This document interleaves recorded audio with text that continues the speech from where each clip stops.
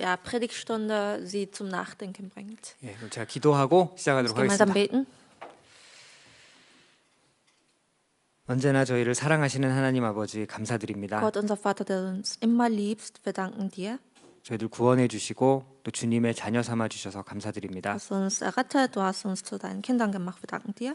특별히 저희들 이 프랑크푸르트 지역에서 신앙생활 할 수 있게 해주시고 또 이곳에서 가정을 허락해 주심에 Vor 감사드립니다. allem führen wir unser Glaubensleben in Frankfurt und du hast uns auch diese Familie erlaubt.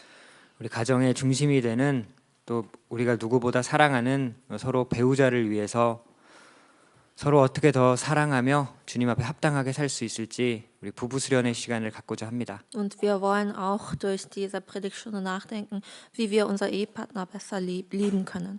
이 시간 함께 해주시고 저희들 주님의 사랑을 더욱 알아가고 실천하는 형제자매님들 될 수 있도록 도와주시옵소서. Sei bei uns in dieser Stunde, bitte hilf uns, sodass wir deine Liebe immer mehr kennenlernen und auch sie praktizieren können. 우리 각 가정을 통해서 주님의 사랑이 더욱 나타나고 주님의 복음이 더욱 전해질 수 있도록 도와주시옵소서. Wir wollen, dass durch jede Familie deine Liebe noch mehr gezeigt wird, noch mehr wirken kann. 모든 시간 주님께 부탁드립니다. Wir legen alles in deine Hände. 저희를 사랑하시는 예수님의 이름으로 기도드렸습니다. Im Namen Jesus Christus haben wir gebetet. 아멘. 네, 우리 시편 128편 처음 말씀을 Auf 찾아보겠습니다. Psalm 128. 시편 128편입니다. Psalm 128.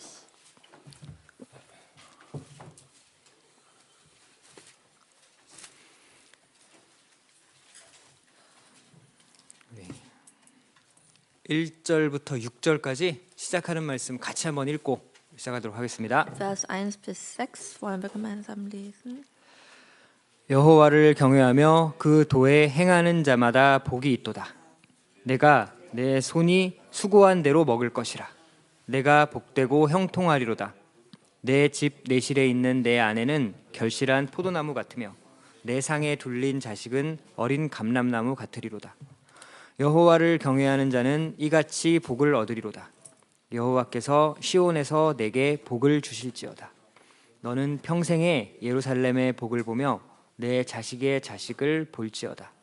이스라엘에게 평강이 있을지어다. 예. 네, 먼저 반갑고요.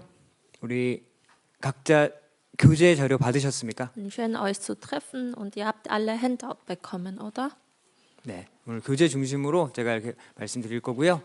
Ich möchte auch diese Handout im Fokus stellen und dann predigen. 예, 이 교재는 물론 제가 인쇄했지만 제가 전부 다 만든 것은 아니고요. Natürlich habe ich dieses Handout ausgedruckt, aber das heißt nicht, dass es von mir erstellt worden 예, ist. 제가 한국에서 저도 이렇게 배웠던 목사님께 배웠던 내용 그대로 잘 정리해서 이렇게 함께 나누면 좋을 것 같아서 이번에 부부 수련회를 계획해봤습니다. In Korea habe ich ein paar Materialien von einigen Pastoren bekommen und das habe ich dann zusammengefasst. 예, 그리고 이제 우리 독일어로도 이게 세 부를 번역했어요. Und auch 3 Stück davon sind auf Deutsch übersetzt worden.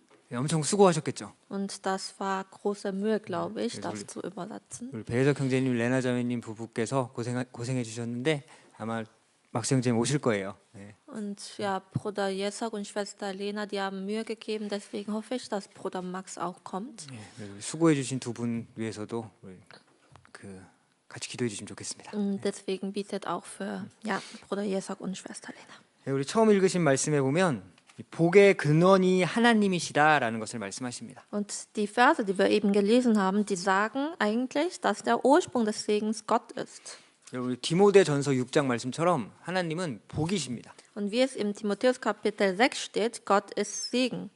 복의 시작은 항상 복은 항상 하나님으로부터 시작된다는 사실을 먼저는 기억하셔야 됩니다. Und der Segen kommt ja immer von Gott. Und diese Tatsache müssen wir uns daran erinnern.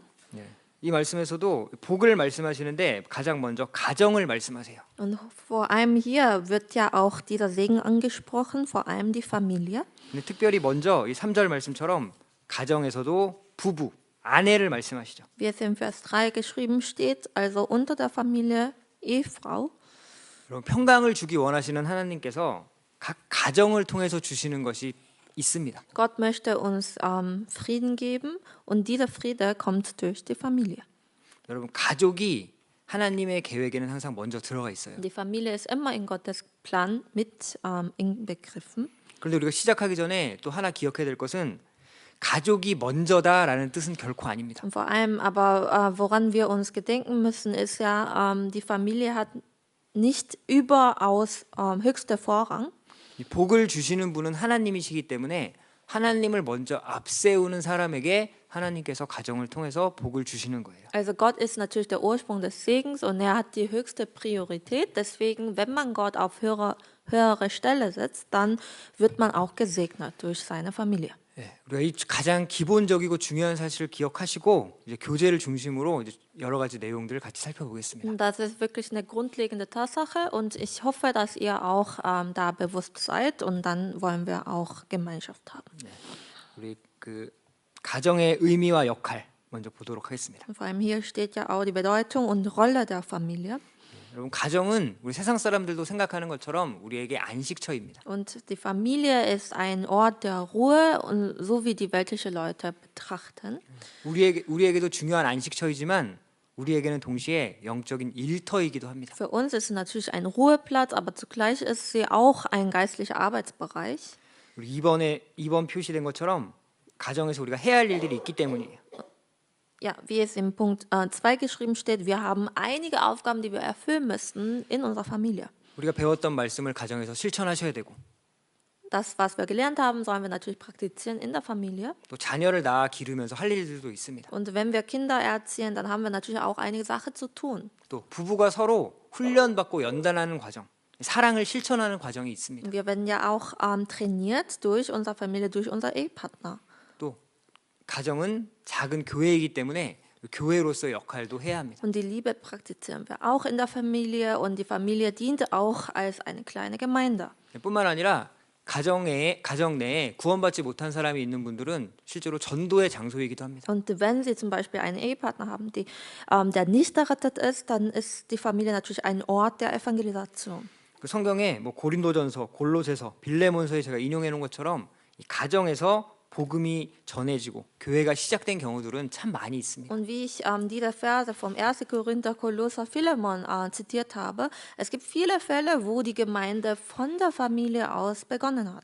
우리 세상도 그렇게 이루어져 있는 것처럼 가정을 무시하고 사회가 형성될 수 없는 것처럼 가정을 무시하고 교회가 세워질 수는 없습니다. Also in der Welt ist es ja auch so, also die Familie darf niemals vernachlässigt werden, um eine Stadt zu gründen und in der Gemeinde ist es genauso. 자, 여러분 행복한 부부 생활 하고 계십니까? Habt ihr ein glückliches Ehepaarleben? Natürlich. 잘 행복하게 살고 계시죠? Seid ihr alle glücklich? 우리 이번에 이제 조금씩 구체적으로 생각해 볼 텐데 여러분 행복하기 위해서는 가장 먼저 하나님이 짝지어 주신 것이라는 사실을 기억하셔야 됩니다. Wir müssen auch ein bisschen detaillierter darauf eingehen, aber wie es im Punkt 2 steht, damit wir ein glückliches Ehepaarleben führen können, müssen wir erstmal auch bewusst sein, dass Gott uns zusammengebracht hat. 우리 부부는 서로에게 너무나 소중한 존재이지만 여러분 하나님께서 짝지어 주셨고 혹시 창조주보다 피조물을 먼저 중요시하게 여기는 그러한 실수를 범해서는 안 된다는 것입니다. Also wir sind ja auch natürlich wertvolle Wesen, aber wir müssen natürlich immer bewusst sein, dass Gott der Schöpfer uns geschaffen hat. Deswegen sollten wir niemals das Geschöpfe vorziehen als den Schöpfer selbst. 창세기 2장 21절부터 25절 인용한 말씀 보시면 하나님께서 아담을 잠들게 하셨고 또 22절에 갈빗대로 여자를 만드셨고 또 그 22절에 이끌어 오신 것도 하나님입니다. Und wie es im 1. Mose steht, also Gott hat natürlich die Frau erschaffen und er hat aus Rippen sie erschaffen und er hat sie zu ihrem Mann gebracht. 그래서 우리 그 밑에 1번 보시면은 사실 우리는 사랑해서 결혼한 것이 아니고 결혼했기 때문에 사랑해야 하는 것입니다. Deswegen hier beim Punkt 1 steht ja auch, man heiratet nicht, weil man jemanden liebt, sondern man liebt, weil man jemanden geheiratet hat. 우리 여기서 예를 들어본 아담과 하와도 마찬가지고 우리 뒷장 넘겨보시면 창세기 24장에 이삭과 리브가도 그러한 모습이었습니다. Bei Adam und Eva war es genauso und bei Isaac und Rebekka war es auch genauso. 창세기 24장 67절에 이삭이 그를 취하여 아내를 삼고 사랑하였으니라고 되어 있습니다. Steht ja auch im 1. Mose, Kapitel 24 steht, Isaac nahm sie zur Frau und er gewann sie lieb. 사랑해서 결혼한 것이 아니라 결혼했기 때문에 사랑한다는 거죠. Es ist nicht so, dass Isaac sie erstmal geliebt hat, deswegen geheiratet hat, sondern nach der Ehe hat er sie lieb gewonnen. 행복은 요술이 아니라 예술이다라고 하는데 정말 그렇습니다. Hier steht, der Glück ist ja keine Zauberei, sondern eine Kunst. 결혼하고 우리가 만들어진 요리를 먹는 것이 아니라 우리는 이제 행복이란 요리를 같이 만들어가는 것입니다. Es ist nicht so, dass wir eine schon gefertigte Mahlzeit genießen durch die Ehe, sondern dass wir auch das Glück gemeinsam zubereiten. 자, 여러분 하나님께서 맡겨주신 배우자 하나님이 짝 지어주셨다는 것 믿고 계십니까? Glaubt ihr eigentlich daran, dass Gott euren Ehepartner euch gegeben hat? 여러분 구원받고 결혼한 가정은 이제 하나님이 짝 지어주신 것이기 때문에 나눌 수가 없습니다. Und wenn ihr geheiratet seid, nachdem ihr errettet worden seid, dann dürft ihr euch auch nicht scheiden lassen. 우리 룻기에도 보면 이 룻이 보아스를 만나는 과정에 룻과 보아스가 서로 마음이 끌려서 둘이 결혼하게 되는 것이 아닙니다. Und in Ruth, im Buch Ruth können wir auch lesen, Ruth, sie hat ja auch nicht Boas geheiratet, weil sie ihn attraktiv fand. 이삭을 주우러 나갔는데 우연히 보아스를 만나고 또 그러한 과정 가운데 보아스는 하나님의 그 율법을 따라서 룻을 결국 아내로 취하는 과정들이 있었습니다. Und sie ging aufs Feld, um Ehren aufzulesen, und sie traf zufällig auf Boas. Und Boas wollte ja auch Gottes Gesetze einhalten. 우리 그 4페이지 그 예레미야 10장 말씀 같이 제가 예레미야 10장 말씀만 보시면은 Jeremia Kapitel 10, Vers 23. 자매님 Und ich weiß, Herr, dass der Weg des Menschen nicht in seiner Macht steht, dass der Mann, wenn er geht, seine Schritte nicht lenken kann. 네. 3번에 결혼의 3대 요소도 한번 설명드려 보겠습니다. Und auch, ja, unsere Überschrift steht ja auch die 3 wesentlichen Elemente der Ehe. 여러분 창세기 2장 24절에 부부가 한 몸이 되는 중요한 원리가 기록되어 있습니다. Im ersten Buch Mose Kapitel 2 Vers 24 steht ja, wodurch ein Ehepaar eins wird. 부모를 떠나 그 아내와 연합하여 한 몸이 되는 것입니다. Dort steht, also man muss seine Eltern verlassen und dann an seiner Frau anhängen, so werden sie ein Fleisch sein. 여러분 이 말씀은 성경에 3번이나 더 기록되어 있습니다. Und dieser gleiche Bibelvers wird sogar 3-mal zitiert in der Bibel. 예수님과 바울 사도도 강조했던 말씀이죠. Auch Jesus hat diesen Bibelvers betont, Apostel Paulus hat auch betont. 자, 이 세 가지를 간단하게 설명드려 Diese 보겠습니다. 3 Elemente möchte ich kurz mal erklären. 먼저 이 부모를 떠난다는 것. 여러분 우리가 태어나면서 탯줄을 자르고 세상에서 자라나는 것처럼 결혼은 이제 부모를 떠나서 더 성숙한 삶을 시작하는 것입니다. Steht ja auch, den Vater und die Mutter zu verlassen. Also wenn wir auf die Welt gebracht werden, dann wurde uns auch die Nabelschnur durchtrennt. Und deswegen, also wenn man geheiratet hat, dann soll man ja auch von seinen Eltern unabhängig sein. 부모를 떠난다는 것은 이 부모의 영향력과 부모의 도움으로부터 이제 독립적으로 된다는 것을 의미합니다. Eltern zu verlassen bedeutet, dass man nicht nur unter dem Einfluss seiner Eltern steht. 이제 결혼하신 지 좀 되신 분들 많아서 뭐 부모를 떠난다는 개념보다 자식들을 떠나보내는 개념들이 떠오르는 분도 있을 것 Ich 같습니다. glaube, einige Ehepaare, die schon seit langem verheiratet sind, die denken nicht, ja, ihre Eltern zu verlassen, sondern eher ihre Kinder zu verlassen. 여러분 근데 부모 입장에서도 마찬가지입니다. Aber für die Perspektive der Eltern ist es ja auch genauso. 여러분 자녀들이 결혼하면 부모를 떠날 수 있도록 도와줘야 됩니다. Also wenn meine Kinder irgendwann mal so weit aufgewachsen sind, dass sie heiraten können, dann sollen wir natürlich auch die beste Umgebung dafür schaffen, damit unsere Kinder uns verlassen können. 부모를 떠나지 못하면 어려움이 생겼을 때 계속 부모를 의지하게 됩니다. Und wenn unsere Kinder uns nicht verlassen können später in der fernen Zukunft, dann bei jeder Schwierigkeit würden sie zuerst nach uns suchen. 남편은 아내보다 엄마에게 상의하고 Der Ehemann zum Beispiel, er möchte nicht mit seiner Frau etwas besprechen, sondern mit seiner Mutter. 아내도 남편보다 부모님에게 상의하는 그런 일들이 생기게 Und 됩니다. die Ehefrau macht das genauso mit ihren Eltern. Also das darf ja nicht vorkommen. 여러분 남편과 아내의 최우선순위는 하나님이십니다. Also der höchste Vorrang, den höchsten Vorrang sollte natürlich nur Gott allein haben. 그 다음은 당연히 서로의 부부, 남편에겐 아내가 될 것이고 아내에겐 남편이 될 것입니다. Und danach kommt meine zweite Priorität, heißt mein Ehepartner. 사실 우리가 자식보다 배우자를 소중하게 생각한다는 것이 그렇게 쉽지는 않으실 것입니다. Und es ist wahrscheinlich nicht einfach, meinen Ehepartner noch wichtiger zu betrachten als mein eigenes Kind. 그런데 여러분 성경적인 관계는 하나님 다음으로는 나의 짝, 나의 배우자여야 합니다. Aber biblische Beziehung sagt eigentlich, also mein Mann sollte mehr Vorrang haben als mein Kind. 자식이 1순위가 되는 것은 옳지 않습니다. Mein Kind darf nie die höchste Priorität haben. 하나님께서 아내와 연합하라 또 두 번째 말씀하셨는데 연합한다는 뜻은 원어에 보면은 이 풀로 종이를 붙이는 그런 정도의 연합을 말씀하시는 것입니다. Und der zweite Punkt war, man muss seine Frau anhängen. Dieses Wort anhängen bedeutet wortwörtlich, wie mit Leimpapier zusammenkleben zu lassen. 풀로 종이 붙여놓은 거 띄려고 하면은 찢어지기 쉽습니다. Also es ist ja auch nicht einfach, das Papier zu reißen.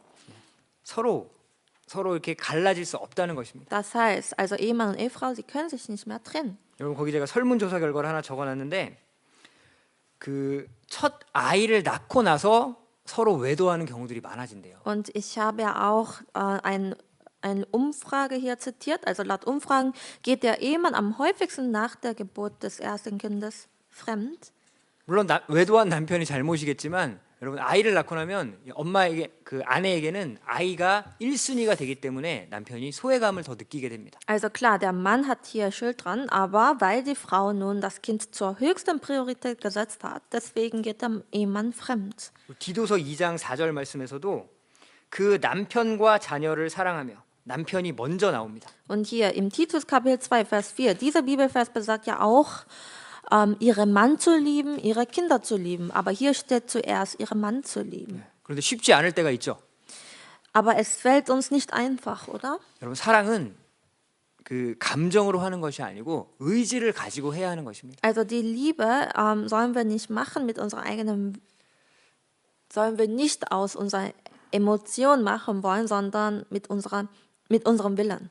그래서 그 뒷장에 또 한 몸을 이루라고 하셨는데 여러분 남편과 한 몸, 아내와 한 몸이 된다는 것은 그렇게 감정적으로 쉬운 일은 아닙니다. Also und im Punkt 3 steht, wir sind ein Fleisch geworden. Ein Fleisch geworden zu sein, sowohl emotionell als auch körperlich, das ist nicht einfach. 여러분 먼저 우리는 한 몸처럼 친밀한 사이가 되어야 됩니다. Also wir sollten erstmal so eine intime Beziehung haben, dass wir als ein Leib betrachtet werden. 사실 생각해 보면 성인이 되어서 서로 별로 옷을 차려입지 않고도 그 스스럼 없는 유일한 사람이 바로 부부입니다. Und eigentlich, wenn man schon erwachsen ist, aber der einzige Mensch, dem man als Erwachsener nackt begegnen darf, ist ja der einzige eigene Ehepartner. 그리고 그럴 뿐만 아니라 서로 정말 대화도 친밀하고 깊은 대화를 나누는 것이 필요합니다. Nicht nur diese intime Beziehung, sondern wir sollen ja auch intimes Gespräch haben. 여기 전도서 9장 9절 교재 따라오고 계시죠? Sie folgen mir, oder? 그 6페이지에 전도서 9장 9절 말씀 보시면 Auf der 6. Seite, Prediger 9,9. 평생의 모든 날 아내와 함께 즐거이 살라고 하셨습니다. Steht ja, alle Tage deines Lebens, deines nichtigen Lebens, sollst du mit deiner Frau das Leben genießen. 여러분 부부는 정말 서로 깊고 은밀한 대화들을 다 나눌 수 있어야 됩니다. Also die Ehepartner, die sollten die Fähigkeit haben, in der Lage sein, die tiefste und intimste Gespräche zu führen. 이 대화라는 것은 뭐 세상적인 이야기만 말씀드리는 것이 아니라 영적인 이야기, 신앙적인 고민들도 나눌 수 있어야 됩니다. Dieses Gespräch sollte nicht nur über die Welt gehen, sondern auch, also wir sollen einen geistlichen Austausch haben. 물론 부부가 같이 매일 교회에 나쁜 일, 다른 형제자매 험담하는 일, 그런 대화 나누라는 것은 아니겠죠. Und damit ist es natürlich nicht gemeint, dass man nur negative Sachen über die Gemeinde reden soll, einander. Das ist ja damit nicht gemeint. 그리고 여러분 C에 말씀 나온 것처럼 이 정상적인 성생활도 반드시 필요합니다. Und wie es im Punkt C geführt worden ist, also ein normales, gesundes Sexualleben ist auch wichtig. 물론 여기 적어놓은 것처럼 지나치게 무리하고 불쾌한 요구를 서로 하면 안 되겠죠. Und wie es hier geschrieben steht, dabei sollen keine übermäßige, unzumutbare oder unangenehme Forderungen gestellt werden. 그리고 무엇보다 한 몸이 된다는 것은 중요한 한 몸이 된다는 것에 있어서 중요한 것은 D에 적어놓은 것처럼 이제 같은 운명이 되었다는 것을 기억하셔야 됩니다. Im Punkt D steht ja, wir sind eine Schicksalsgemeinschaft geworden durch die Ehe. 우리 고린도전서 12장 26절 또 에베소서 5장 28절 말씀은 물론 교회를 설명하는 것이지만 기본적으로 부부도 마찬가지입니다. Und im ersten Buch Korinther und auch Epheser, diese Bibelverse besagen eigentlich die Gemeinde, aber diese Bibelverse betreffen uns auch. 아내를 사랑하는 것이 곧 자기를 사랑하는 것입니다. Also seine Ehefrau zu lieben bedeutet sich selbst zu lieben. 여러분 가족은 이제 축복도 저주도 하나로 묶였다는 사실을 잊으시면 안 됩니다. Und wenn man eine Familie geworden ist, dann dürfen wir niemals vergessen, die Familie ist eine Einheit im Segen und auch im Fluch. 우리 그 7페이지에 제가 사도행전 말씀들을 인용해 놨는데 사도행전에 보면 실제로 초대교회가 세워질 때 가정 단위로 많은 역사가 있었습니다. Und auf Seite 7 habe ich ja auch die Bibelverse zitiert von Apostelgeschichte. Und damals hat die Familie sehr viel getan für das Wirken Gottes. 이렇게 빌립보 간수장의 가족처럼 가족이 구원받는 좋은 경우도 있었지만 우리 아나니아와 삽비라처럼 부부가 함께 망하는 경우도 있었습니다. Und zum Beispiel dieser Kerkermeister in Philippi, der hat ja etwas Gutes erfahren als Einheit der Familie, aber Ananias und Sapphira, sie haben ja etwas Böses erfahren als eine Familie. 자, 이제 4번 아내의 위치와 역할. 이제 좀 더 구체적으로 한번 생각해 보겠습니다. Jetzt kommen wir zum vierten Punkt, heißt die Stellung und Rolle der Ehefrau. 이따 남편 얘기도 할 거니까 먼저 아내분들 잘 들어주세요. Und natürlich werde ich natürlich auf die Rolle des Ehemanns auch eingehen. 여러분 먼저 아내의 역할은 돕는 배필이라는 사실을 기억하셔야 됩니다. Und die Rolle einer Ehefrau ist, eine Gehilfin zu sein. 딱 양복점에서 체형에 맞는 옷을 맞춘 것처럼 이 남편에게 꼭 필요한 사람을 하나님께서 돕는 배필로 주신 것입니다. Eine Gehilfin bedeutet, dass sie genau auf die Bedürfnisse des Mannes abgestimmt ist, also wie ein maßgeschneiderter Anzug von Schneider. 이 말은 남편이 완벽하지 못하기 때문에 그 부족한 부분을 아내가 채워주어야 한다는 것입니다. Und dieser Gehilfin zu sein bedeutet eigentlich, dass der Ehemann nicht vollkommen und perfekt ist. Deswegen sollte die Ehefrau helfen und dadurch ihn ergänzen. 그래서 이상형의 남편을 기대하지 마시고 부족한 남편 그대로 먼저 받아들이셔야 됩니다. Und deswegen, das Wort richtet sich jetzt an die Ehefrauen. Bitte erwarte keinen idealen Ehemann, sondern nimm ihn einfach so an, wie er jetzt ist. 그리고 이제 돕는 배필로서 역할을 해서 이 남편의 부족함을 채워서 온전한 사람이 될 수 있도록 도와야 합니다. Und wir sollen natürlich auch Gehilfen sein, bedeutet, wir sollen die schwachen Stelle unseres Ehemannes ergänzen. 우리 한국의 그 오래된 동화 중에 바보 온달 이야기 잘 아실 것입니다. Und im Korea, also es gibt so ein Märchen, geht um einen Menschen heißt Ondal und der war jetzt nicht so intelligent. 온달은 바보였는데 평강 공주는 그대로 바보 온달에게 시집을 가서 온달이 나중에 장군이 될 때까지 돕는 역할을 합니다. Und dieser nicht intelligente Mann, er hat aber eine sehr weise Frau als Ehefrau bekommen und sie hat ihn so gut unterstützt, dass dieser Ondal am Ende ein General wurde. 돕는 역할이 필요하지만 먼저 남편을 있는 그대로 받아들이는 것이 먼저라는 것입니다. Also diese Gehilfin, klar, ihrem Ehemann zu helfen ist etwas Wichtiges, aber ihren Ehemann so zu akzeptieren, wie er gerade ist noch wichtiger. 여러분 성경에 좋은 사례들이 몇 명 있죠. Und in der Bibel finden wir auch einige gute Beispiele. 그 모세의 아내였던 십보라는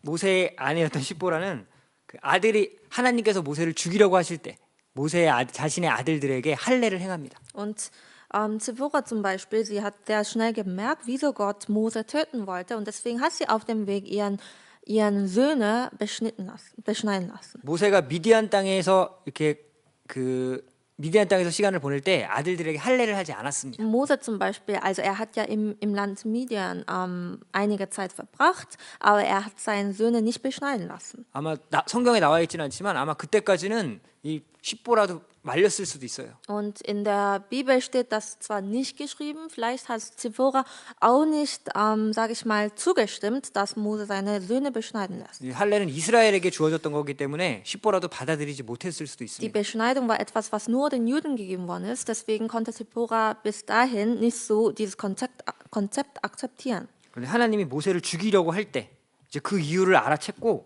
이제 아들의 양피를 직접 베서 남편을 살립니다. Und als Gott Mose aber töten wollte, erkannte Zipporah genau den Grund und sie führte die Beschneidung rasch durch. 여러분 이 십보라는 그러니까 센스도 좀 있었고 또 남편을 원망하지도 않았습니다. Und deswegen, also sie konnte etwas sehr schnell begreifen, aber sie hat sich nicht beschwert über ihren Mann. 나의 피 남편이구나라고 고백합니다. Und sie hat gesagt, du bist wirklich mein Blutbräutigam. 여러분 아들의 피로 남편을 살렸다. 피로 산 남편이라는 뜻입니다. Blutbräutigam bedeutet, durch die Beschneidung ihrer Söhne hat sie das Leben ihres Mannes beschützt. 사랑의 표현인 거죠. Und das ist natürlich ein Ausdruck der Liebe. 또 여기 그 삼손의 아버지였던 마누아의 아내도 그 남편을 이렇게 안정시키는 두려워하지 말라고 다독여주는 그런 아주 그 착한 아내였습니다. Manoahs Frau zum Beispiel, als Manoah beunruhigt war, hat sie ihn beruhigt. 지혜로운 말로 남편을 위로해줬죠. Und durch ihre weise Worte hat sie versucht, ihren Mann zu beruhigen. 그래서 성경에는 이 나쁜 아내들의 신뢰들도 많이 보입니다. Aber in der Bibel kommen nicht nur gute Frauen vor, sondern auch schlechte Beispiele. 우리 사단에게 속았던 하와가 대표적이죠. Eva zum Beispiel, der von Teufel verführt wurde, 자기만 잘못한 것도 아니고 남편에게 악한 영향을 주고 맙니다. sie hat nicht nur allein den Fehler begangen, sondern sie hat ja auch den bösen Einfluss auf ihren Ehemann gehabt. 또 우리 열왕기상에 기록된 아합의 아내 이세벨 대표적인 악한 아내였죠. Und Isabel zum Beispiel, die auch im ersten Buch Könige zu finden ist, sie war auch eine der repräsentative böse Frau. 자, 그리고 다음 페이지에 이제 2번 보면 아내가 해야 할 역할 중에 하나가 여러분 순복하는 것입니다. Und auf der nächsten Seite steht, also die Rolle einer Ehefrau ist, sich zu unterordnen. 여러분 하나님께서 질서를 두셨다는 사실을 우리는 항상 기억해야 합니다. Wir dürfen niemals vergessen, dass Gott eine Ordnung bestimmt hat. 여자 위에 남자, 남자 위에 하나님이 질서입니다. Also über eine Frau steht ein Mann und über einen Mann steht natürlich Gott. 질서는 뭐 불공평하거나 부당하거나 그러한 개념이 아닙니다. Und diese Unterordnung ist nicht ein Begriff der Ungerechtigkeit. 그리고 디모데전서 2장 11절부터 14절 말씀 보면 12절에 오직 종용할지니라라고 하셨습니다. Und im 1. Timotheus Kapitel 2, Vers 11 bis 14 steht ja, die Frau soll nur still verhalten. 1절 In Vers 1? 네. Ach so, 1절. 항상 Still. 항상 종용해야 된다는 것입니다. Also immer. 여러분 역할과 위치가 다르기 때문에 아내는 남편에게 순복하는 것이 마땅합니다. Und ja, also in aller Stille steht hier geschrieben, weil wir jetzt andere Rolle haben als unsere Männer oder Ehemann, deswegen sollten wir natürlich uns unterordnen. 우리 에베소서 5장 22절부터 24절까지 자매님들만 한번 읽어주시겠습니다. Epheser 5, 22 bis 24 wollen wir gemeinsam lesen, nur die Schwester. Ihre Frauen ordnet euch euren eigenen Männern unter als dem Herrn, denn der Mann ist das Haupt der Frau, wie auch Christus das Haupt der Gemeinde ist und er ist der Retter des Leibes. Wie nun die Gemeinde sich dem Christus unterordnet, so auch die Frauen ihren eigenen Männern in allem. 네, 여러분 복종하셔야 되는데 그 정도가 죽게 하듯 하라고 하셨습니다. Klar, also die Ehefrauen müssen sich ihren Ehemännern unterordnen, aber das Maß der Unterordnung ist wie dem Herrn. 그것도 범사에 하라고 하셨습니다. Und in allem.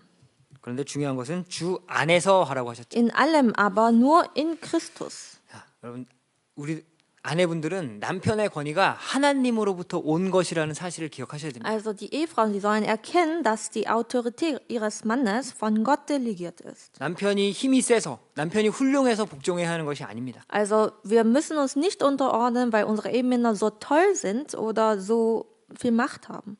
민수기에 보면은 남편이 아내가 서원했을 때 그 서원을 허락하지 아니하면 지키지 않아도 된다라고 할 정도로 하나님께서 권위를 주셨습니다. Im 4. Buch Mose steht sogar, also wenn eine Ehefrau Gelübde abgelegt hat, aber ihr Ehemann stimmt da nicht zu, dann gilt diese Gelübde nicht mehr.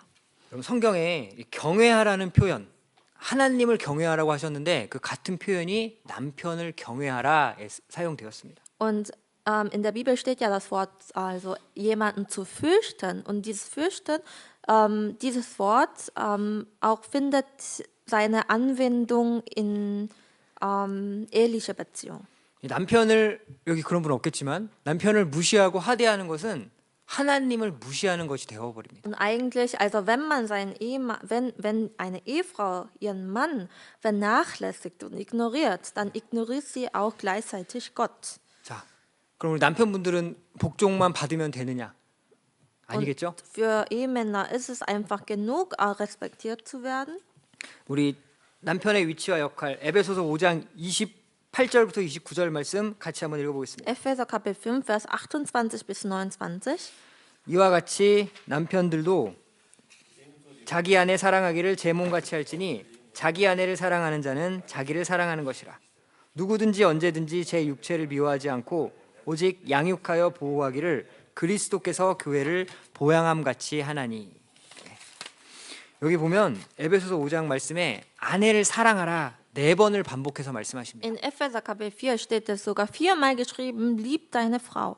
여러분 사랑하는데 주님이 교회를 위해서 목숨을 내어주신 것만큼 사랑하라고 Und 하셨습니다. liebe deine Frau. Dieser Befehl steht sogar 4-mal, aber hier steht ja nicht einfach so zu lieben, sondern wie der Herr seine Gemeinde geliebt hat. 또 동시에 보호하고 양육하라고 하셨습니다. Und also gleichzeitig steht, sie zu pflegen, zu beschützen. 여러분 우리는 아내들을 보호하고 양육해야 할 의무가 있습니다. Also das steht im Epheser Kapitel 5, Vers 29. Also Ehemänner haben natürlich auch die Verpflichtung, Ehefrauen zu pflegen, zu beschützen. 여러분 권위를 내세우기 전에 의무를 먼저 다 하셔야 됩니다. Und man soll nicht an seine Autorität zuerst denken, sondern an seine Verantwortung. 우리 아내분들도 마찬가지예요. Und das gilt natürlich auch für die Ehefrauen. 남편은 아내의 역할을 먼저 요구하기 전에 먼저 보호하고 양육해야 하고 아내들도 남편의 사랑을 요구하기 전에 먼저 복종하셔야 합니다. Bevor der Mann etwas von seiner Frau verlangt, soll er erstmal sie beschützen und nähren und lieben. Und bevor die Ehefrau von ihrem Ehemann etwas verlangt, soll sie natürlich auch erstmal ihn respektieren.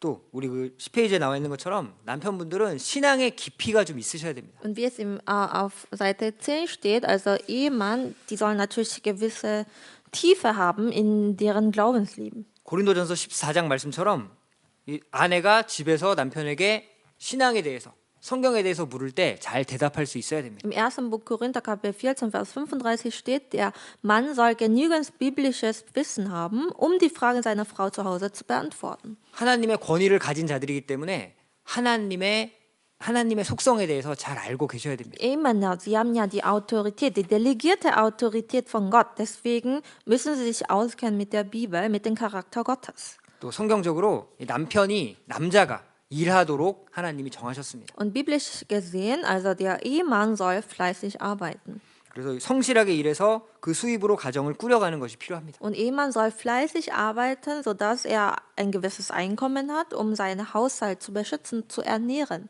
물론 필요에 따라서 아내가 도울 수도 있겠죠. Klar, also wenn es notwendig ist, kann die Ehefrau auch arbeiten und helfen. 우리 베드로전서 3장 7절 말씀은 보겠습니다. Aber wir schauen mal erstmal 1. Petrus Kapitel 3 Vers 7. 여기 남편에게 하신 말씀인데 아내를 귀히 여기라라고 말씀하시면서 아내는 연약한 그릇이다라고 하셨습니다. Und hier steht also Ehemänner, sie sollen ihre Ehefrau sehr für wichtig achten. Und Ehefrauen, sie sind wie ein schwaches Gefäß. 근데 여기 보면 남편도 연약하지만 아내는 더 연약하다는 거예요. Klar, der Mann ist auch schwach, aber die Frau ist noch empfindsamer. 그래서 우리가 보양하고 귀하게 여기는 자세가 반드시 Und 필요합니다. deswegen soll der Ehemann seine Frau hochachten und beschützen. 여러분 우리가 서로 잘 조화롭게 교제하려면 남자와 여자의 본질적인 차이를 이해하는 것도 필요합니다. Aber damit wir eine sehr harmonievolle Gemeinschaft untereinander pflegen können, sollen wir erstmal den Unterschied zwischen Mann und Frau kennenlernen. 지금 6번 가고 있는데요. Wir sind jetzt im Hauptpunkt 6. 남자는 존경을 필요로 하고 여자는 사랑을 필요로 합니다. Der Ehemann braucht Respekt, die Ehefrau braucht Liebe. 거기 보면 당신의 아내는 당신을 사랑하나요? 라고 남편들에게 물으면 대부분 그렇다고 대답합니다. Wenn man also Männer fragt, liebt ihr eure Frauen, dann sagen sie natürlich ja. 그런데 당신의 아내는 당신을 존경하나요? 라고 물어보면 대부분 아니요 라고 대답한답니다. Und wenn man fragt, respektiert deine Frau dich? Dann sagen die meisten nein. 그리고 남자들에게 그 A, B 그 한 연구에서 400명 남자들에게 물었던 결과라고 하는데 혼자 사랑받지 못하는 것과 모든 사람에게 존경받지 못하는 것 차라리 자신은 혼자 사랑받지 못하는 쪽을 택하겠다라고 대부분 선택한다고 합니다. In einer Umfrage wurden 400 Männer gefragt und ihnen wurde diese beide Optionen gegeben. A bedeutet, du bist alleine in der Welt und du kannst von keinem geliebt werden. Und Option B bedeutet, oder du wirst von niemandem respektiert. Und 74% der Männer entscheiden sich für A. A ist besser. 여러분 남편은 이 존경을 받고 싶어하는 욕구가 있습니다. Das heißt, der Ehemann, also Ehemann hat eine Natur, respektiert zu werden. 그런데 또 여자들은 존경받는 욕구보다 사랑받는 욕구가 훨씬 크다고 합니다. Die Frauen hingegen, sie möchten nicht respektiert werden, sondern sie möchten geliebt werden. 이건 실제로 전문가들의 뭐 설문조사나 여러 가지 연구 결과를 말씀드리는 Und 것입니다. dieses Verlangen nach der Liebe ist größer als Verlangen nach dem Respekt bei den Frauen. 여자들은 이 여왕처럼 군림하는 것보다 공주처럼 사랑받는 것을 좋아한다는 거예요. Und die Frauen, sie wollen auch nicht wie eine Königin verehrt werden, sondern sie möchten viel lieber wie eine Prinzessin behandelt werden. 그리고 6번에 C번 보면은 남편은 자신이 존경받지 못한다고 느끼면 아내를 사랑하는 것이 어렵습니다. Im Unterpunkt C steht, wenn der Ehemann keinen Respekt erfährt von seiner Ehefrau, dann fällt es ihm schwer, seine Frau zu lieben. 근데 아내는 자신이 사랑받지 못하고 있다고 느끼면 남편을 존경하는 것이 어렵답니다. Aber wenn eine Ehefrau keine Liebe spürt, dann fällt es ihr schwer, ihren Ehemann zu respektieren. 그럼 어떻게 해야 될까요? Was soll man machen dann? 여러분 서로 더 돕고 서로 더 노력하는 자세가 그래서 필요합니다. Deswegen brauchen wir auch diese Lebenseinstellung, dass wir dennoch einander respektieren wollen, dennoch einander lieben wollen. 저절로 시간이 지난다고 이루어지는 것이 아닙니다. Und sowas geschieht nicht durch viel Zeitvergehen. 저는 아내가 저를 존경하고 나면 아내를 사랑할 겁니다. 이런 말 하시면 안 됩니다. Bitte sagen Sie nicht, ich werde meine Frau lieben, wenn sie mich respektiert. 저는 남편이 저를 사랑하고 나면 남편을 존경하겠습니다. 그런 말 하면 안 됩니다. Bitte sagen Sie nicht, ich werde meinen Ehemann respektieren, erst dann, wenn er mich liebt. 여러분 성경에 그 아하수에로 왕이 부인 와스디가 자기 말을 듣고 오지 않았을 때 화를 내고 왕비를 바꿔버리는 장면이 있습니다. In der Bibel finden wir diese Geschichte mit Ahasverus. Also er wurde nicht respektiert von seiner Frau Vasti und deswegen kochte Zorn in ihm. 남자들은 무시당했다고 하면 이게 화가 막 나는 것 같아요. Wenn ein Mann sich verachtet fühlt, dann kocht der Zorn in ihm auf. 반대로 성경에 보면 여자들은 사랑받지 못했다고 느낄 때 남편이 자신의 마음을 이해하지 못하고 받아주지 못했다고 느낄 때 더 화가 올라오는 경우들이 있습니다. Aber im Gegensatz zum Mann, bei den Ehefrauen ist es so, die Frau wird zornig, wenn sie sich nicht geliebt fühlt. 왜 하나님께서 아내에게는 남편을 사랑하라고 명령하지 않으시고 또 반대로 남편에게는 아내를 존경하라고 명하지 않으셨을까요? Wieso befiehlt Gott dann nicht bei der Frau, dass sie ihren Mann lieben soll?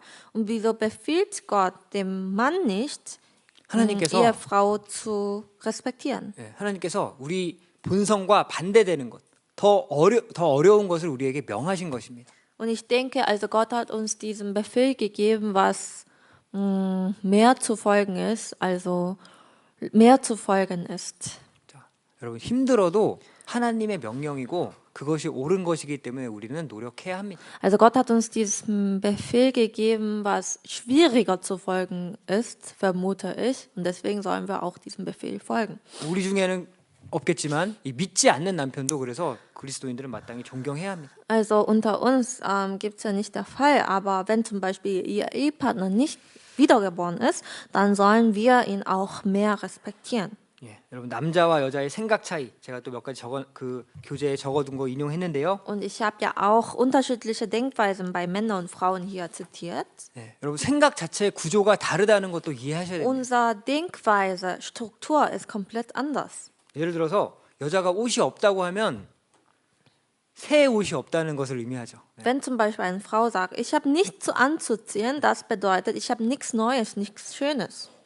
옷장에 옷이 많이 걸려 있는 거 보면서 옷이 없네. 여자들의 마음입니다. In der Robe gibt es so viel Kleidungen, aber die sagen trotzdem, ich habe nichts anzuziehen. 남자가 옷이 없다고 하는 건 진짜 말 그대로 당장 빨래된 옷이 없어서 입을 옷이 없다는 거예요. Aber wenn ein Mann dasselbe sagt, meint er damit, ich habe nichts Frisches, nichts Sauberes anzuziehen. 또 여자는 이 사랑이 없는 남편에 대한 불만을 가지고 있는데 또 남편은 거꾸로 존경하지 않는 아내에 대한 불만을 갖고 있는 것입니다. Also eine Ehefrau kritisiert ihren Mann, weil er keine Liebe hat, aber der Ehemann hört nur Respektlosigkeit heraus. 여러분, 아내가 불평하고 비난할 때는 나는 당신의 사랑을 원합니다라는 그런 암호로 시그널로 받아들일 수 있어야 됩니다. Und deswegen eine Strategie ist, also für Männer, wenn eine Frau klagt, kritisiert oder weint, dann ist es so wie ein geheimes Signal, ich will deine Liebe haben. 또 남편이 거칠게 말하고 때로 좀 무뚝뚝하게 대할 때는 여러분 아내분들도 눈치를 채셔야 됩니다. Und wenn zum Beispiel ein Ehemann grob und sehr still wird, dann sollen die Ehefrauen natürlich auch merken, 지금 남편이 나의 존경을 원하는구나. das bedeutet, mein Ehemann möchte Respekt von mir bekommen. 서로 이해하지 못하고 각자 처한 상황에만 머물러 있으면 점점 멀어질 수밖에 없습니다. Und wenn man sich einander nicht versteht, dann entfernt man sich immer weiter voneinander.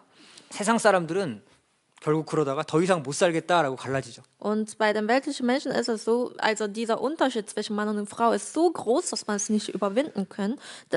Deswegen lassen sie sich scheiden.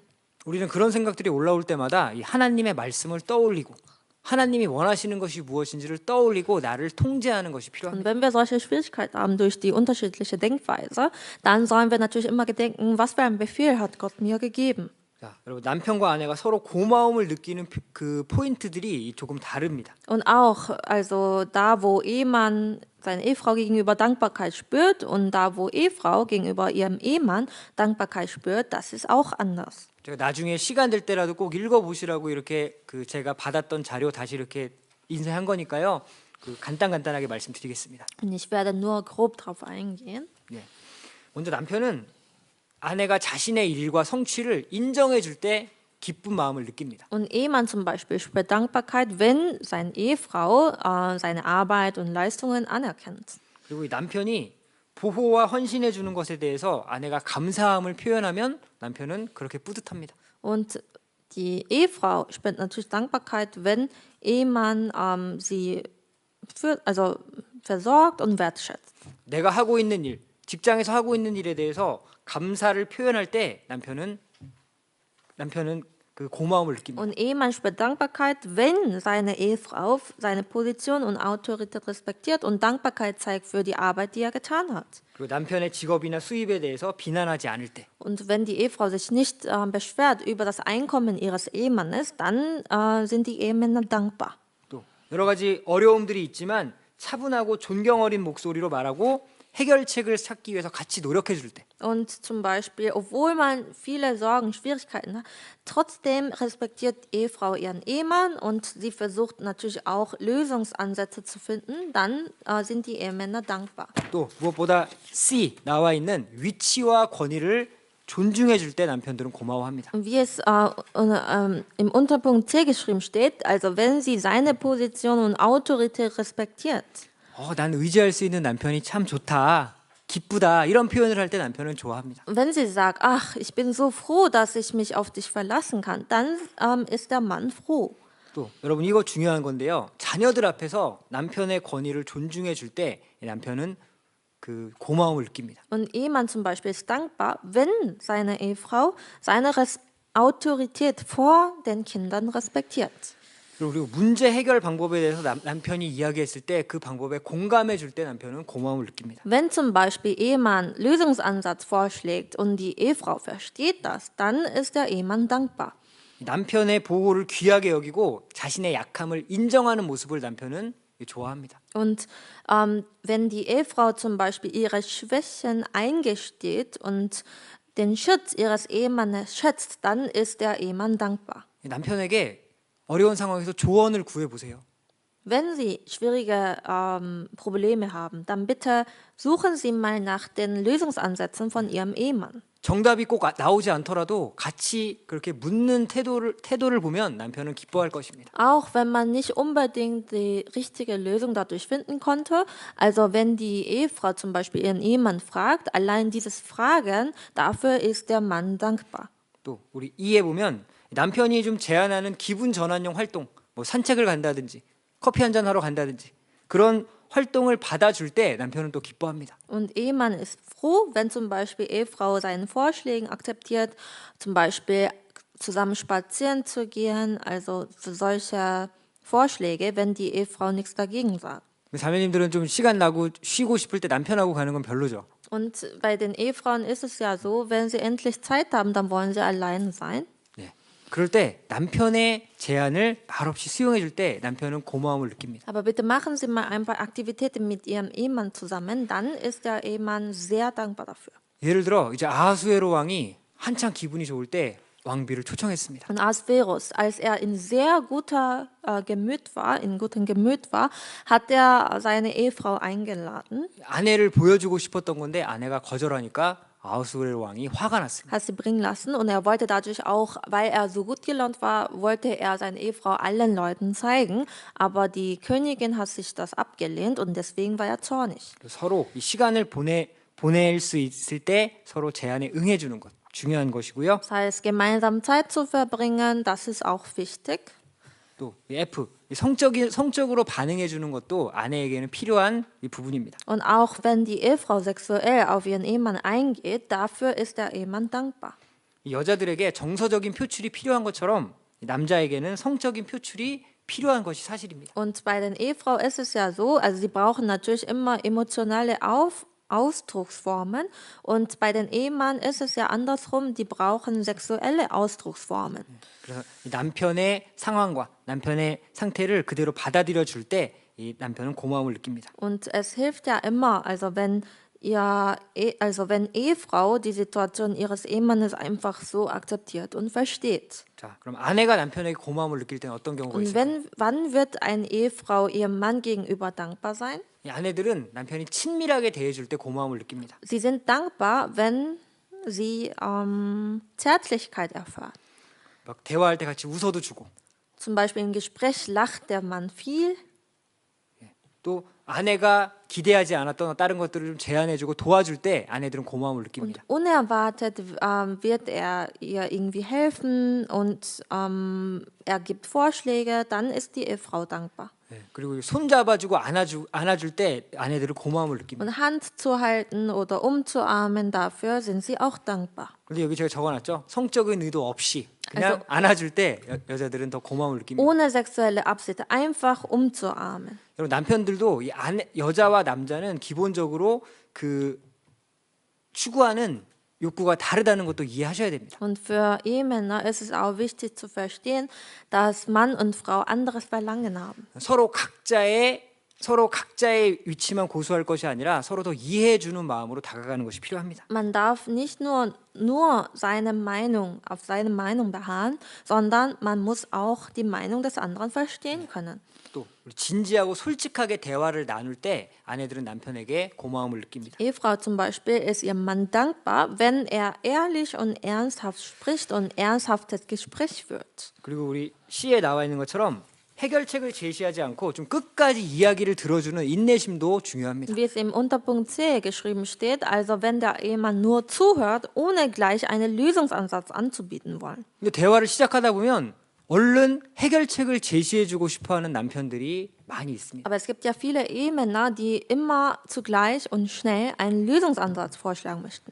여러분 아내의 감정을 먼저 이해하려고 애쓰셔야 Aber 됩니다. bitte versuchen Sie mal, Ihre Gefühle zuerst zu verstehen. 이 비합리적으로 보이더라도 감정을 무시하지 말고 나에게 얘기해줘서 고마워. 좀 이런 따뜻한 남편이 되도록 애써야 합니다. Auch wenn es unlogisch zu sein erscheint, dürfen Sie niemals die Gefühle Ihrer Ehefrau verachten sondern zugleich vielleicht müssen Sie sagen, ach danke, dass du mir sowas erzählst. 그리고 아내가 하고 있는 모든 일, 집안일뿐만 아니라 가정을 위해서 하고 있는 모든 일에 감사함을 표시할 때 아내는 아내도 고마움을 느낄 것입니다. Und auch, also wenn man ja, seiner Ehefrau Dankbarkeit zum Ausdruck bringt, zum Beispiel für die Arbeiten, die sie getan hat, für Kindererziehung, für Haushaltsarbeiten. 그리고 뒤에 나와 있는 것처럼 여러분 잘못이 있을 때는 미안함을 솔직하게 고백하는 것도 중요합니다. Und wenn man zum Beispiel, also wenn der Ehemann irgendeinen Fehler gemacht hat, soll man ehrlich sein und entschuldigen für seinen Fehler. 네. 그리고 우리 아내와 가정에 헌신해 줄 때, 이럴 때도 당연히 고마움을 느끼겠죠. Und wenn die Ehefrau sich hingibt für die Familie, dann sollte der Ehemann auch dankbar sein. 여러분, 아내가 남편을 아이들 앞에서 권위를 무너뜨리지 말아야 하는 것처럼 남편들도 아이들 앞에서 이 아내를 너무 가르치려고 한다거나 너무 함부로 대하는 것도 보이지 않는 것이 중요합니다. Es ist ja auch wichtig, dass die Ehefrau zum Beispiel die delegierte Autorität ihres Ehemannes nicht verletzt, da wo die Kinder zum Beispiel sie beide anschauen.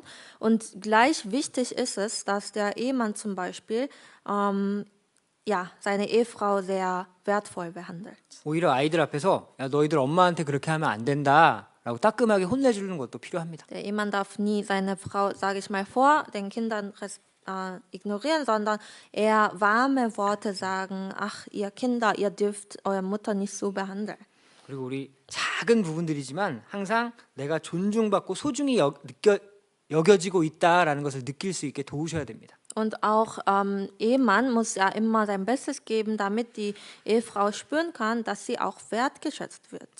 여러분 이제 다들 좀 오래 사시긴 했지만 우리 아내가 뭔가 좀 변화가 있을 때 알아차리고 좀 이렇게 이야기해주고 칭찬해주는 것도 필요합니다. Und wenn Ehefrau zum Beispiel kleine Veränderungen an ihrem Aussehen hat, dann soll der Ehemann auch versuchen, das zu merken und zu loben. 우리 서로 작은 일에도 칭찬해주고 작은 일에도 좀 좋은 말을 하도록 힘쓰는 것도 필요합니다. Und es ist ja auch wichtig, dass man selbst bei kleinster Veränderung jemanden lobt und dass man auch kleinste Veränderung bemerkt. 자, 그래서 우리 행복을 가져다주는 언어 생활에 대해서 잠깐 말씀드려보려고 합니다. Im Punkt 9, also glückbringende Kommunikation. 여러분 언어의 단계를 보통 4단계로 구분할 수 있습니다. Man beschreibt die Stufen der Sprache normalerweise so, also die Sprache besteht aus 4 Stufen. 여러분 1단계는 그냥 입술에만 머물러 있는 언어예요. Stufe 1 bedeutet Sprache der Lippen. 아, 날씨 좋습니다. 그냥 말로 하는 그런 단계죠. So eine oberflächliche Sprache wie das Wetter ist schön. 예, 2단계 언어는 이제 머리의 언어, 지식과 정보를 나누는 그런 언어입니다. Stufe 2 ist die Sprache des Verstandes, das heißt sachliche und informative Sprache. 이 아나운서 언어라고도 표현합니다. Das nennt man ja auch manchmal die Sprache, also Nachrichtensprache. 우리 왜 한국의 경상도 남자분들 이렇게 표현할 때 있죠. Und auch in Korea, also die Männer aus der Provinz Gyeongsang, sie sprechen ja auch so. 집에 오면 3가지 말만 한다. Also wenn zum Beispiel sie zu Hause ankommen, dann sagen sie nur 3 Worte. 아는, 밥도, 자자. 3가지 말만 한다고 합니다. Was ist mit dem Kind? Was ist mit dem Essen? Lass uns schlafen. 서로 지식과 정보만 주고받는 그런 대화를 머리의 언어라고 합니다. Also nur, wenn man sein Wissen austauscht durch die Sprache, das ist ja die Sprache des Verstandes. 우리는 3단계, 4단계 언어를 많이 사용해야 됩니다. Aber 특히 wir 부부 sollen 간에는. Stufe 3 und 4 erreichen durch unsere Ehebeziehung. 마음을 울리는 공감의 언어들을 사용하셔야 됩니다. Also die Sprache des Herzens sollen wir verwenden. 동감과 공감은 조금 다릅니다. Und empathische Sprache ist anders als die Sprache des Herzens. 네. 여러분 동감은 같은 상황에 처하는 것이고 공감은 그 사람의 입장에서 그 사람의 입장이 되어서 그것을 느끼는 것입니다. Also empathische Sprache bedeutet, dass man einfach nur die Situation des anderen versteht, aber mitfühlende Sprache bedeutet, dass man sich an die Stelle des anderen sich hineinversetzen kann. 예를 들어서 누군가 나 오늘 피자 먹었어라고 이야기했을 때 나는 오늘 스파게티 먹었어라고 대답하는 것은 동감 정도에 머무는 것입니다. Also wenn jemand sagt, ich habe heute Pizza gegessen und jemand sagt, ich habe heute Spaghetti gegessen, das ist eine empathische Sprache. 너도 먹었고 나도 먹었다. Ja, du hast gegessen, ich habe auch was gegessen. Das ist empathisch. 나는 피자 먹었어라고 했을 때 피자 맛이 어땠어? 맛은 괜찮았어? 이렇게 묻는 것이 공감의 언어입니다. Aber mitfühlende Sprache ist ja zu fragen, ach, wie hat es Pizza dir geschmeckt? War es lecker? Das zu fragen ist mitfühlend. 그 사람의 입장에서 생각하고 대화를 시도하는 것입니다. Das heißt, man setzt sich an die Stelle eines anderen, also man versetzt sich da. 여러분, 공감하지 못하면 대화는 길게 가지 못하고 벽이 생길 수밖에 없습니다. Wenn man nicht mitfühlende Sprache spricht, dann wird das Gespräch nicht lange dauern. 그리고 이제 부부간에는 4단계의 언어, 적절한 스킨십까지 동반되는 그런 언어가 필요합니다. Und Stufe 4 ist Sprache der Berührung und Körperkontakt. 그리고 예를 들어서 우리 많이 들어보셨을 거예요. 뭐 I 메시지 화법 이런 것들이 있을 수 있습니다. Und die Ich-Botschaft-Methode.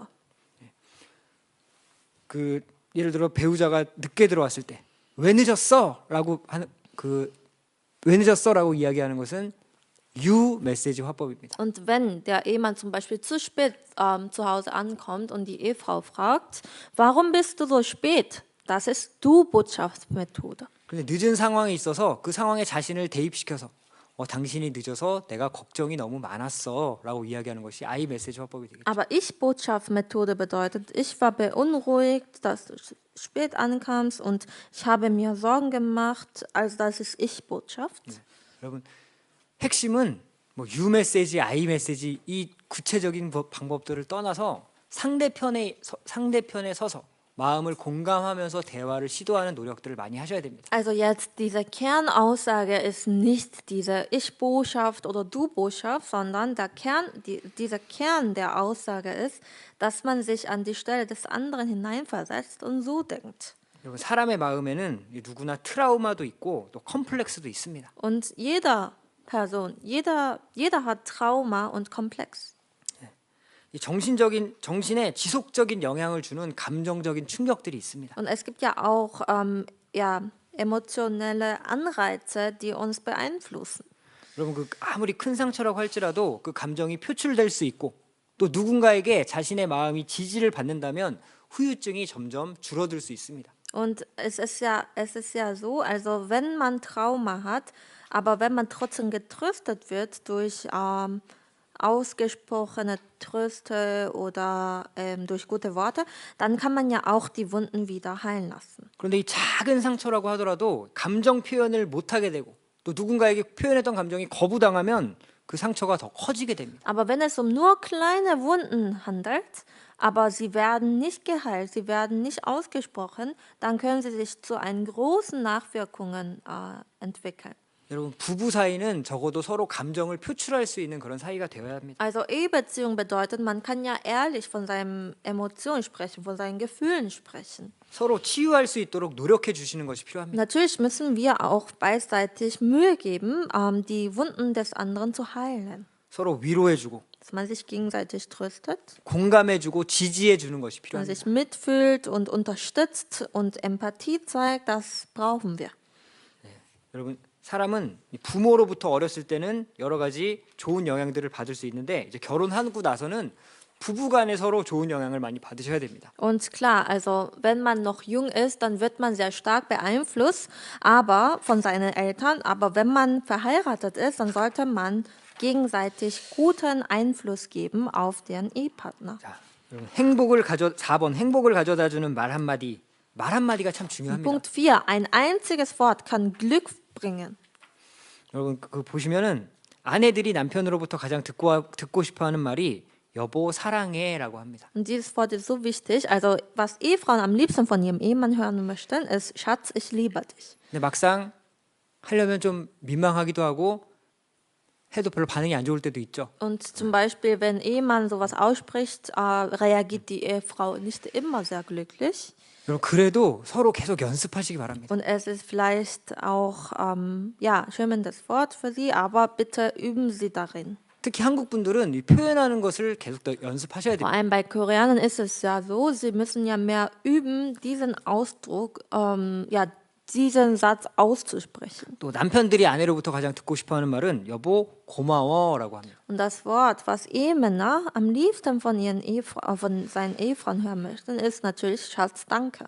또 뿐만 아니라 서로 좀 맺혀 있는 일이 있으면 먼저 여보 미안해 다가가시기 바랍니다. Und Schatz, es tut mir leid, das ist das Wort, das das Herz des anderen lösen kann. 자, 우리 옆에 계신 분들은 한번 사랑해 서로 한번 해볼까요? Und Sie, wenn Sie mit Ihrem Ehemann oder Ehefrau zusammensetzt, dann bitte sagen Sie, Schatz, es tut mir leid, Schatz, ich liebe dich.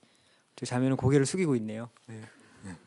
Meine Frau schaut nicht 우리 auf 집에 mich. 가서 한 번씩 해보시기 Und 바랍니다. bitte versuchen Sie das mal zu Hause. 자, 우리가 또 부부 생활 하다 보면 서로 싸울 수밖에 없는 상황들이 있습니다. Und wenn Sie zusammenleben, dann sind Konflikte unvermeidlich. 그런데 여러분 싸움을 피할 수 있는 것이 아니고 오히려 이 싸움을 잘 극복하면 부부 사이가 더 견고해지기도 합니다. Sind unvermeidlich, aber wenn Sie diese Konflikte gut überwinden, dann haben Sie danach noch eine solidare Beziehung. 자, 그래서 10번에 슬기로운 부부 싸움 몇 가지 적어봤습니다. Und deswegen im Punkt 10 habe ich weise Konflikte genannt. 먼저 유의할 점은 당연하죠. 다른 사람과 비교하면서 싸우는 것은 참 좋지 않습니다. Und ja, worauf man achten soll, ist bitte nicht mit anderen zu vergleichen.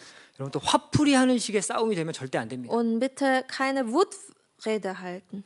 여러분, 내 마음은 잠깐 시원할지 몰라도 그 사람의 마음에 큰 상처를 남길 수 있습니다. Auch wenn es Erleichterung bringt, seinen Wut auszulassen, verletzt man dabei leicht den anderen. 또 싸움이 커져요. Und dieser Konflikt wird sich ja weiterentwickeln. 또 상대방을 무시하거나 그 상대방을 이기려고 하시면 안 됩니다. Und bitte versuchen Sie nicht, den Partner zu gewinnen oder den Partner abzuschätzen. 사실 부부간에 다툼이 있는 이유도 어떤 좋은 합의점을 찾으려고 시작한 건데 서로 더 멀어지는 결과를 가져올 수 있습니다. Und Konflikte fangen ja immer an, damit man ein besseres Leben führen möchte, aber das Ende einer Konflikts darf ja nicht so sein, dass man sich noch mehr entfernt voneinander. 그래서 여기 몇 가지 지혜, 이 목사님이 정리해 주셨던 내용인데요. 먼저 서로 좀 상처를 해결하려고 노력하는 방향 쪽으로 이렇게 대화하셔야 됩니다. Und hier stehen einige praktische Weisheiten für Ehekonflikte. Punkt A bedeutet, bemüht euch, emotionale Verletzungen zu heilen. 그래서 우리 아까 말씀드린 것처럼 서로 좀 잘못한 일이 있을 때 미안하다고 먼저 사과하는 것이 상당히 중요합니다. Dass man sich entschuldigt für gewisse Sachen, das ist wichtig. 그리고 부부 싸움 할 때는 감정을 되도록 섞지 마셔요. Und wenn Sie Ehekonflikte haben, dann möglichst bitte versuchen, ohne starke Emotionen. 자꾸 문제의 잘못을 상대방에 돌리려고 하고 비난하려고 하는 것에 초점을 두시면 안 됩니다. Und Sie dürfen niemals den Fokus haben, einfach die Schuld von anderen zu finden. 부부 싸움에서뿐만 아니라 우리가 살면서 참 쉽지 않은 부분이지만요. 감정적으로 말하지 말고 이성적으로 말하려고 힘써야 합니다. Und das gilt jetzt nicht nur für Ehebeziehungen, sondern ja, Sie müssen wirklich versuchen, nicht zu emotional zu reden, sondern immer rational zu reden. 그래서 여기 구체적으로 좀 감정을 모니터링하면서 정신을 가다듬으면서 대화하셔야 되고요. Bitte beobachten Sie Ihre Emotionen. 또 무엇보다 중요한 것은 이 잠깐씩 휴식을 가지는 것도 필요합니다. Wichtig ist, dass man eine Pause einlegt dabei. 우리 그 뒤에 제가 적어놨는데요. 30분 정도면 대개 감정은 사라진대요. Also nach 30 Minuten zum Beispiel verschwindet eine gewisse Emotion. 근데 그런 것 같죠? Und das sieht ja auch so aus, oder? 막 한창 막 다투다가 30분 정도 지나면 왜 그랬을까 생각될 때 Das heißt, 있습니다. man streitet sich heftig, aber nach 30 Minuten denkt man, wieso war ich so wütend? 30분 힘드시면 5분만, 1분만이라도 좀 참아보세요. Wenn 30 Minuten so anstrengend sind, dann bitte halten Sie für eine Minute lang aus. 그렇게 우리가 자동적으로 하기가 어렵기 때문에 이 부부 싸움에는 일정한 룰을 가지는 것도 중요합니다. Und es ist schwer, automatisch diese, sage ich mal, Weisheiten sich anzueignen. Deswegen ist es wichtig, dass man klare Streitregeln aufstellt. 여러분 싸우다 보면 물론 한쪽의 말이 좀 더 맞는 경우도 있지만 100% 한쪽 말만 옳은 경우는 잘 없습니다. Und einer mag objektiv mehr Recht zu haben, aber beim Streiten ist es ja so, dass nie eine Person 100% im Recht steht. 여러분 예를 들어서 뭐 격투기나 권투 경기 이런 데서도 룰이 있습니다. Und auch wenn man zum Beispiel Boxkampf sieht, man hat da auch gewisse Regeln. 자칫 잘못하면 상대방이 심각한 상처를 갖거나 죽어버릴 수도 있기 때문에 그런 룰을 가지고 경기하는 거예요. Denn ohne Regel kann es zu den tiefen Verletzungen kommen, sogar mein Gegenüber kann ja auch sterben. 이 부부 사이에도 서로 어느 정도 룰을 가지고 선을 가지고 이렇게 다투더라도 다투는 것이 필요합니다. Und deswegen brauchen wir auch gewisse Regeln, wenn man sich streitet in der Ehebeziehung. 예, 또 여러분 부부싸움이 아이들에게 미치는 영향이 크다는 것도 알고 계시죠? Und bitte seien Sie bewusst, dass diese Konflikte in der Ehebeziehung sehr böse Auswirkungen auf Kinder haben können. 특히 아이가 자라는 과정에는 큰 트라우마가 될 수 있습니다. Das kann ja ein großes Trauma sein, wenn das Kind noch im Prozess des Wachstums ist. 예, 그리고 제가 부부싸움이 아이들에게 미치는 영향 밑에 부분에 적어놨는데요. 혹시 아이들이 부부싸움을 목격하게 된다면 나중에라도 너 때문에 싸운 거 아니야라는 이야기를 해주고 설명해주는 것도 중요합니다. Und ich habe ja hier Konsequenzen dafür geschrieben, aber wenn zum Beispiel Ihre Kinder, wenn zum Beispiel Ihre Kinder Sie erwischt hat, dann bitte sagen Sie immer, ja, wir haben uns nicht gestritten wegen dir. 아이들은 부모가 다투면 자기 때문 아닐까라는 이 마음의 위축감을 많이 갖는데요. Denn die Kinder, also sie haben oft dieses Gefühl, ja, meine Eltern streiten sich wegen mir. 예, 우리 부부 10계명 10가지 또 이렇게 적어놨는데요. 나중에 한번 읽어보시면 좋겠습니다. Und ich habe noch 10 Gebote der Ehe hier geschrieben. Wenn Sie Zeit haben, dann lesen Sie in Ruhe mal durch. 예, 또 여기 결혼의 틀 이거 적어놓은 부분은 결혼의 틀이라는 게 있대요. Und hier habe ich noch geschrieben, es gibt Rahmen, Eherahmen.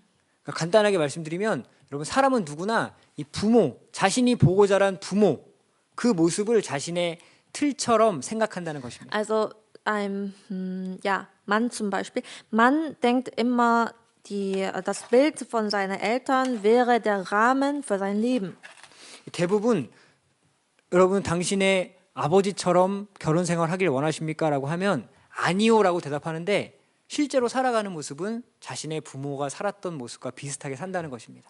Also die meisten Menschen sagen, wenn sie gefragt bekommen, willst du so leben in deiner Ehe wie dein Vater, dann sagen sie meistens nein, aber sie leben eigentlich genauso wie ihr Vater. 여러분 그 결혼의 틀을 깨기 위해서는 우리 세 가지가 중요합니다. Um dieser Rahmen der Eltern zu brechen, sind 3 Elemente wichtig.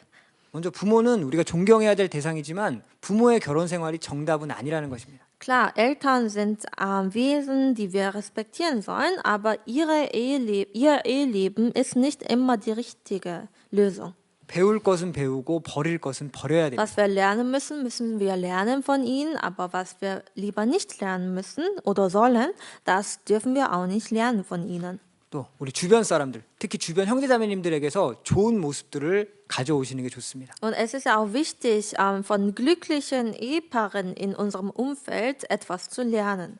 또 그러기 위해선 무엇보다 내가 먼저 바뀌려고 노력하는 것도 필요합니다. Und dafür, der letzte Schritt, den wir brauchen, ist, dass wir uns erstmal zuerst selbst verändern. 더 많이 기도하시고 또 성경에서 답을 찾으려고 애쓰는 것이 중요합니다. Bitte beten Sie mehr, bitte versuchen Sie in der Bibel die Antwort zu finden. 자, 그리고 11번 행복한 성생활 간단하게 말씀드리겠습니다. Und auch 11.11, ein erfülltes Sexualleben in der Ehe. 여러분 사실 부부의 성생활은 하나님이 주신 명령이자 축복입니다. Und das ehrliche Sexualleben ist Gottes Gebot und Segen. 뭐 피하거나 부끄러워할 것이 전혀 Es 아닙니다. ist nicht etwas, was wir aus dem Weg gehen sollen oder wofür wir uns schämen sollen. 한 목사님이 그런 비유를 해주셨습니다. Ein Pastor hat diesen Vergleich gemacht. 여러분 우리 꽃 있잖아요. 꽃은 사실 그 식물의 생식 기관입니다. Blume zum Beispiel. Blume spielt wichtige Rolle im Sexualleben. 수분돼서 생명을 열매를 맺는 과정인 거죠. Denn also durch ein gewisses Prozess kann man ja auch weiteres Leben erzeugen. 왜 꽃을 그렇게 아름답게 해주셨을까? 그런 질문을 Und der 던지셨는데 Pastor hat gefragt, wieso sind die Blumen so schön anzusehen? 지금 세상이 성에 대한 잘못된 관념으로 인해서 성이 지저분한 것처럼 인식될 뿐이지 하나님은 애초에 사람에게 성을 아름답고 귀한 것으로 주셨다는 것입니다. Und dieses Sexualleben ist verschmutzt worden durch falsches Sexualleben in der Welt, aber eigentlich dieses Leben in der Ehe ist etwas sehr Wertvolles. 창세기 1장에서부터 하나님은 생육하고 번성하라라고 말씀하셨습니다. Im 1. Mose Kapitel 1 steht geschrieben, vermehrt euch. 또 히브리서 13장 4절 말씀처럼 침소를 더럽히지 말아라라고 하셨습니다. In Hebräer Kapitel 13, Vers 4 steht, das Ehebett dürft ihr nie beflecken. 여러분 결혼 생활 중에 성생활을 귀히 여기라라는 말씀입니다. Also Ehebett unbefleckt zu halten bedeutet, eheliche Geschlechtsverkehr für etwas Heiliges zu beachten. 여러분 아담과 하와가 벌거벗었으나 부끄러워하지 아니하였고 Adam und Eva, sie waren beide nackt, aber sie haben sich nicht geschämt. 또 여러분 이삭이 그 아내를 사랑스럽게 껴안고 있는 장면을 아비멜렉이 목격하는 그 창세기 26장 장면도 아실 것입니다. Und Abimelech zum Beispiel, er hat ja Isaac und Rebekka erwischt, als sie sich umarmt haben. 하나님께서 우리 인간의 몸속에 이 성적인 욕구를 두셨습니다. Und Gott hat dieses sexuelles Verlangen in uns hineingepflanzt. 이 욕구를 마음대로 사용하라고 두신 것이 아니라 부부간에 그 욕구를 해결하라고 주신 것입니다. Und diese sexuelle Begierde hat er uns nicht gegeben, damit wir leben so wie wir es wollen, sondern dass diese Begierde ist nur erlaubt in der Ehebeziehung. 그래서 이 네 가지 원칙, 성경적인 원칙을 제가 네 가지로 적어놨습니다. Deswegen habe ich vier Elemente geschrieben des biblischen Geschlechtsverkehrs. 여러분 남편과 아내 서로 성적 요구와 충동을 갖는다는 사실을 먼저 인정하셔야 됩니다. Und sie müssen natürlich auch gestehen, dass sie auch sexuelle Bedürfnisse haben. 그리고 이 성경 말씀처럼 결혼하면 배우자가 자신의 몸을 주장한다는 것도 인정하셔야 됩니다. Und wie es in der Bibel geschrieben steht, also wenn sie verheiratet sind, dann erhält ihr Partner das Verfügungsrecht über ihren Körper. 그래서 건강상의 문제가 아니라면 서로 거절하지 않는 것이 Und 좋습니다. deswegen, solange keine gesundheitlichen Gründe dagegen sprechen, soll man die sexuellen Wünsche des anderen nicht zurückweisen. 예, 그래서 이 남편과 아내에게 성행위가 주는 유익들 제가 그 표시에 되어 있고요. Und ich habe ja auch Vorteile des ehelichen Geschlechtsverkehrs geschrieben. 여러분 우리 사랑은 또 용서를 반드시 필요하다는 사실도 기억하셔야 돼요. Liebe beinhaltet immer Vergebung. 우리 골로새서 3장 13절 14절에 누가 네게 혐의가 있거든 서로 용납하여 피차 용서하라고 하셨습니다. Und in Kolosser Kapitel 3 steht, ertragt euch einander, vergebt einander, wenn einer gegen den anderen zu klagen hat. 여러분 피차 용서하라고 말씀하신 것은 누구든지 서로 용서받아야 할 것들이 있다는 것입니다. Einander zu vergeben bedeutet, dass jeder irgendwann mal Vergebung braucht. 그런데 용서할 뿐만 아니라 사랑을 더하라라고 하셨습니다. Doch nicht nur allein jemanden zu vergeben, sondern auch Liebe müssen wir hinzufügen. 여러분 용서는 사랑으로 나아가야 됩니다. Und das ist die wahre Vergebung. Also die wahre Vergebung bedeutet nicht nur vergeben, sondern auch zu lieben. 용서는 사랑의 표현이라는 사실을 기억하셔야 Und 됩니다. Vergebung ist eine Ausdrucksform von Liebe. 여러분 용서의 3F 용서하고 잊어버리고 그것도 영원히 잊어버리는 것이 필요합니다. Die 3F in der Vergebung bedeutet forgive, forget, forever. 우리 그 창세기에 기록된 요셉은 예수님의 모형, 용서의 삶을 실천한 사람의 모형입니다. Und Josef zum Beispiel, der im ersten Buch Mose geschrieben steht, er ist das Bild von Jesus. 자, 여러분 우리가 용서하는 것은 상대방을 보고 용서하는 것이 아니라 사실 주님을 보고 용서하는 것입니다. Wir vergeben unseren Ehepartner nicht, weil wir ihn sehen und lieblich empfinden, sondern weil wir an Herrn gedenken. 제가 처음에 말씀드린 것처럼 가장 중요한 것은 지금 내 옆에 나의 배우자는 하나님께서 맺어주신 짝이라는 사실입니다. Und ich habe ja auch in der Anfangsstunde erwähnt, also mein Ehepartner, der gerade neben mir sitzt, ist von Gott gegeben. 하나님이 맺어주신 짝을 용서하지 못하고 사랑하지 못하는 것은 하나님을 사랑하지 못하는 것과 같습니다. Und wenn ich meinen Ehepartner nicht vergeben kann, obwohl ich daran glaube, dass mein Ehepartner von Gott bestimmt worden ist, dann heißt das, dass ich Gott nicht vergeben kann. 여러분 우리 Gott nicht liebe. 요즘 주기도문 계속 배우시는 것처럼 우리가 기도할 때 우리도 모든 사람을 용서하오니 우리 죄도 사하여 주옵시고라고 기도해야 됩니다. Und wir lernen ja auch in der Mittwochspredigt Vater unser und wie wir anderen vergeben haben, bitte vergib mir. Also dieses Gebet brauchen wir. 자, 여러분 이제 사랑의 실천, 이 러브 탱크라는 개념을 잠깐 소개해 보도록 Und die 하겠습니다. praktische oder das Praktizieren von der Liebe, das heißt Liebestank, also Love Tank heißt das. 사람마다 사랑을 담는 그릇이 있습니다. Und Gott hat den Menschen, jeder Mensch trägt in sich einen unsichtbaren Liebestank. 근데 이 사람의 탱크는 각자 사람마다 좀 모양이 다르다고 Und 합니다. dieses Liebestank sieht bei jedem anders aus. 각자 그 자기가 원하는 사랑의 스타일이 있습니다. Und jeder hat seinen Style, seinen eigenen Stil, wie er Liebe empfangen möchte. 내가 원하는 방식, 내가 좋아하는 모양으로 사랑을 표현하는 것이 아니고 사랑을 받는 사람이 원하는 방식으로 사랑을 표현하는 것이 필요합니다. Also Liebe darf man nicht so machen, wie es einem gefällt, sondern so, wie der andere sie empfangen möchte. 우리 러브탱크의 개념에서는 6가지로 분류를 하셨습니다. Und es gibt 6 Formen des Liebestankes, also 6. 또 어떤 분들은 아마 5가지 사랑의 언어 이런 책도 보신 적이 있을 Und 것입니다. manche haben vielleicht die 5 Formen des Liebes, der Liebe, dieses Buch schon mal gelesen. 네, 뭐 비슷한 개념이에요. Und dieses Konzept ist sehr ähnlich. 첫 번째 이 언어형은 언어로 사랑이 표현될 때 사랑을 많이 느낍니다. A bedeutet Sprache, also Menschen mit diesem Liebestyp wünschen sich anerkennende Worte. 인정받고 격려받고 칭찬받는 메시지를 들을 때 힘이 나고 사랑받는다고 느낍니다. Und man fühlt sich gestärkt, wenn man anerkennende und aufbauende und lobende Worte gehört hat. 또 이 대화형 그냥 듣는 것이 아니라 서로 주고받는 대화를 나누면서 사랑을 느끼는 스타일들도 Und es 있습니다. gibt noch einen Typ, heißt Gesprächstyp, und diese Menschen lieben es, sich auszutauschen und sie fühlen sich geliebt. 또 이 교제형 그러니까 함께 활동하는 것, 뭐 쇼핑하거나 여행하거나 같이 운동하고 이러면서 사랑을 느끼는 사람들도 Es 있습니다. gibt noch Gemeinsamkeit, also Together Type, und sie wollen immer Zeit aktiv gemeinsam verbringen und dann fühlen sie sich erst geliebt. 또 이런 분들도 많으실 텐데요. 선물을 받아야 사랑을 느끼는 분들도 있습니다. Und es gibt ja auch noch einen weiteren Typ, heißt Geschenke, also Present Type, also sie empfangen Liebe, wenn zum Beispiel mein Gegenüber Geschenke gibt. 또 이 서비스형 한국 남자들에게 특히 많다고 합니다. Und dieses Typ E, Hilfsbereitschaft, also Service-Typ, das sind die meisten koreanischen Männer haben diesen Typ.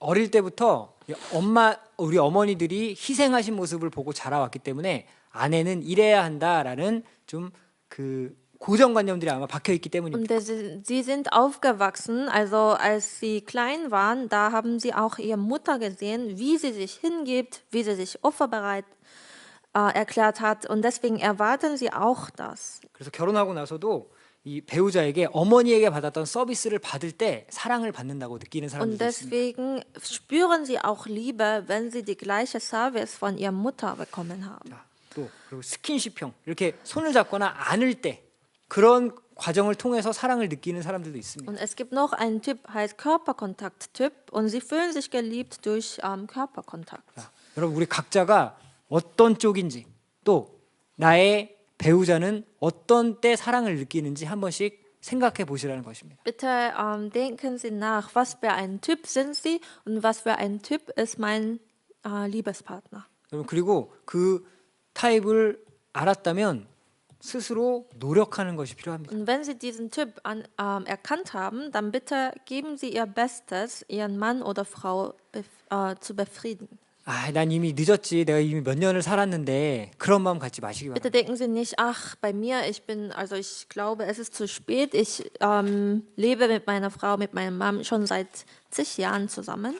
해도 안 되던데 그러지 마시고 다시 해보시기 바랍니다. Ich habe verschiedene Methoden versucht, aber das hat immer nicht gut geklappt. Sagen Sie das nicht, versuchen Sie erneut. 여러분 이번에 나쁜 습관을 바꾸려면 우리에게 필요한 자세들이 있습니다. Und damit wir im Punkt 2, also damit wir schlechte Gewohnheiten verwerfen können, brauchen wir auch etwas.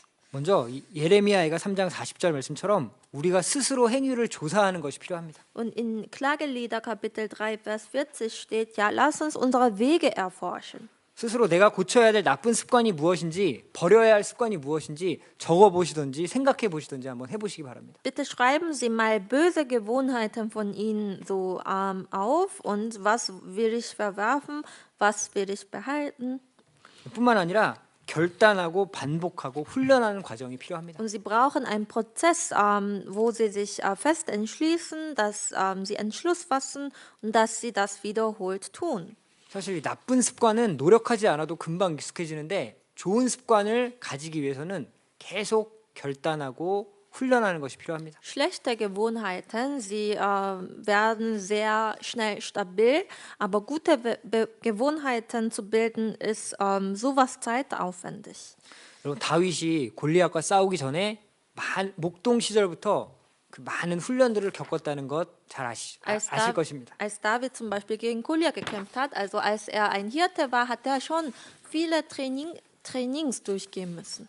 또 우리가 어느 정도 몸에 습관이 익었을 때 마음을 지키는, 마음을 오로지 하는 것도 필요합니다. Und auch, also wenn wir einige gute Gewohnheiten gewonnen haben, dann brauchen wir ein ungeteiltes Herz.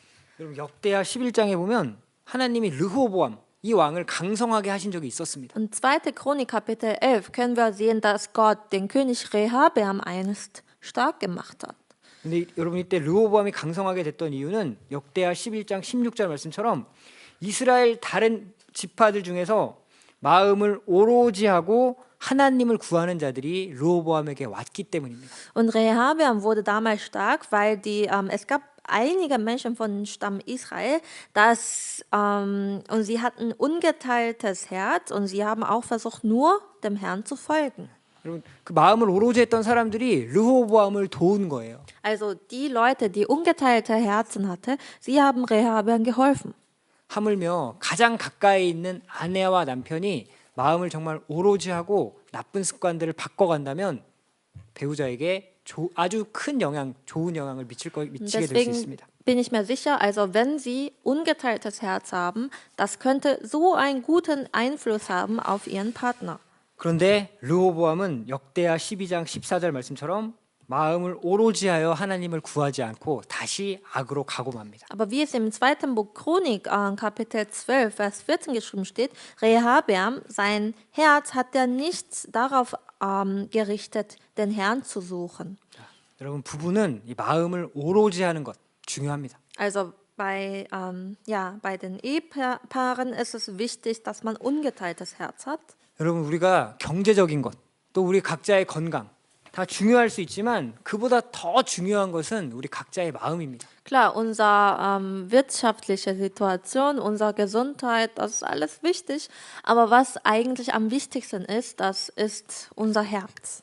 제가 오늘 여러 가지 말씀들을 드렸는데 결국 중요한 것은 자신을 돌아보고 마음을 정하고 실천해 보는 것입니다. Ich habe heute über so viele Sachen gesprochen, aber das, was wichtig ist, dass man sich selbst zurückschaut, dass man einen Entschluss fasst und dass man diesen Entschluss in die Tat umsetzt. 사실 우리가 뭐 한 일주일, 한 달 이렇게 실천해서 모든 것이 바뀐다면 누구나 행복하게 살 것입니다. Es wäre so schön, wenn wir eine Woche lang unseren Entschluss fassen und einhalten können, vielleicht einen Monat lang und dadurch unser Leben verändert sich sehr schnell. Das wäre schön. 그런데 그렇지 않죠. 잘 가다가 또 어느 순간 무너지는 경우들이 있습니다. Aber so ist es nicht. Also wir machen guten Start und wir halten unseren Entschluss, aber es gibt Zeiten, wo wir fallen. 모든 일은 제 마음에 달려 있습니다. Aber alles hängt von meinem Herzen ab. 마음만 있으면 더 사랑할 수 있고 더 귀하게 여길 수 있습니다. Und alles beginnt in unserem Herzen. Also wenn wir dieses Herzen haben, dann können wir unseren Partner mehr lieben, unseren Partner für mehr wichtig achten. 우리 그 마지막으로 잠언 4장 20절부터 23절까지 표시된 말씀 같이 한번 읽어보겠습니다. Und die letzte Bibelverse, Sprüche Kapitel 4, Vers 20 bis 23, wollen wir gemeinsam lesen. 내 아들아, Mein Sohn, 내 achte 말에 auf meine 주의하며 Worte, 나의 neige deine 이르는 Ohr zu 것에 내 meinen 귀를 Reden. 기울이라. Lass 그것을 sie 내 nie 눈에서 von deinem 떠나게 Augen 말며 weichen, 내 bewahre sie in den 마음속에 Innersten 지키라. deines Herzens. 그것은 Denn sie 얻는 sind 자에게 das 생명이 Leben 되며 denen, die sie finden, 그 und 온 heilsam 육체의 ihrem 건강이 ganzen Leib. 되느니라. 무릇 Mehr als 지킬 alles 만한 것보다 behüte 더욱 dein 내 마음을 Herz, 지키라. denn von ihm 생명의 geht das 근원이 Leben 이에서 aus. 남이니라. 예. 여러분 생명의 근원이 우리 마음에서 나옵니다. Steht denn von ihm, von dem Herz geht das Leben aus. 예. 그래서 오늘 제가 그 말씀드린 것처럼 한국에서 함께 우리 목사님께 배웠던 내용 그대로 같이 정리해서 나눠봤습니다. Also alles, was ich in Korea von anderen Pastoren gelernt habe, diese Materialien habe ich dann zusammengefasst. 식사하시고 나서는 우리 그 각자의 또 기질에 따른 우리 뭐랄까요? 부부 생활에 필요한 팁들을 좀 같이 실제로 테스트도 해보는 시간 가지려고 Und 합니다. nach dem Mittagessen wollen wir ja auch kleinen Test machen. Also wir wollen mal gucken, was für ein Temperament wir haben und wie wir mit dem Heiligen Geist erfüllt werden können. 그래서 우리 식사 맛있게 하시고 우리 1시에 다시 모여서 또 잠깐 같이 우리 서로를 더 알아가는 그런 시간 가지도록 하겠습니다. Deswegen wünsche ich Ihnen erstmal guten Appetit und nach dem Lunch werden wir noch engere Gemeinschaft haben. 예, 제가 기도하겠습니다. Ich werde beten. 사랑이 많으신 하나님 아버지 감사드립니다. Gott, unser Vater, der du voller Liebe bist, wir danken dir, 저희들 구원받고 주님의 자녀 삼아 주심에 감사드립니다. dass du uns errettet hast. Danke, dass du uns zu deinen Kindern gemacht hast. 특별히 저희들 우리 각자에게 허락하신 귀한 배우자들 주심에 감사드립니다. Vor allem, wir sind dir auch dankbar dafür, dass du uns unseren Liebespartner gegeben hast. 저희들 부부가 함께 서로 하나님의 사랑을 더욱 깨달아갈 수 있도록 도와주시옵소서. Hilf jedem Ehepaar, sodass sie auch deine Liebe Stück für Stück mehr erkennen können. 서로 더욱 사랑하는 가운데 우리 가정이 든든하게 서갈 수 있도록 도와주시옵소서. Hilf allen Ehepaaren, sodass sie einander mehr lieben können und dass ihre Familie gestärkt wird. 주님의 사랑을 나타내는 데 있어 부족함 없는 가정이 될 수 있도록 역사해 주시옵소서. Bitte wirke durch die Ehepaare in der Gemeinde, sodass sie immer weiterhin deine Liebe zeigen, sodass du auch durch sie wirkst. 함께 해주신 주님께 감사드립니다. Danken dafür, dass du in dieser Stunde bei uns warst. 우리 식사 시간과 또 오후에 함께 교제 나누는 시간도 주님께만 부탁드립니다. Und wir legen alles in deine Hände, auch die Nachmittagsstunde. 예수님의 이름으로 Haben 기도드렸습니다. im Namen Jesus Christus gebetet. 아멘.